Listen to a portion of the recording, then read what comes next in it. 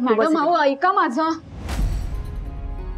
मला तुम्ही वरनं का घेऊन आलात? खाली भांडणं झालीत, वाद चाललेत, त्याचा परिणाम बाळावर नको व्हायला ना म्हणून.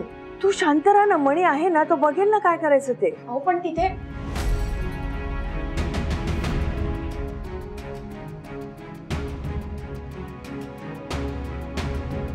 मणी सर काय झालं?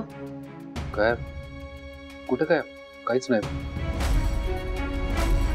हा मी सुजितवर रागवलं.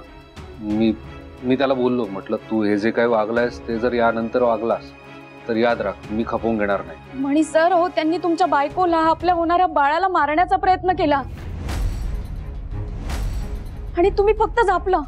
मणी सर आतापर्यंत सुजित सर संचिता जे काही वागत आले, जो काही आपल्याला त्रास दिलाय त्यावर आपण कधीच काही बोललो नाही. कायम त्यांना माफ करत आलोय. घरातले मेंबर आहेत, सरपोतदार साहेब आहेत म्हणून आपण काहीच नाही बोललो. पण आज ते जे वागले आहेत ना ते कोणी शत्रूच्या बाबतीतही करणार नाही. ते काही नाही, त्यांना शिक्षा व्हायलाच हवी. मणी सर आपण त्यांना असं नाही सोडायचं. तुम्ही असं रागवून नाही सोडून देऊ शकत त्यांना. त्यांनी तुमच्या बायकोला आपल्या होणाऱ्या बाळाला मारण्याचा प्लॅन केला आणि तुम्ही असं रागवून विषय सोडून देणार का? काय करायला हवं स्वानंदी? जीव घ्यायला हवा होता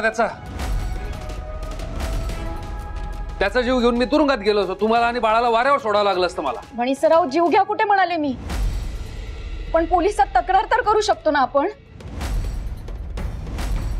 मग कायद्याने त्यांना जी काही शिक्षा व्हायची आहे ते होऊ दे. स्वानंदी माझे हात दगडाखाली अडकलेत, मी नाही जाऊ शकत पोलीस स्टेशन मध्ये. मणी सर अहो गप्प का बसलात तुम्ही? बोला ना काहीतरी.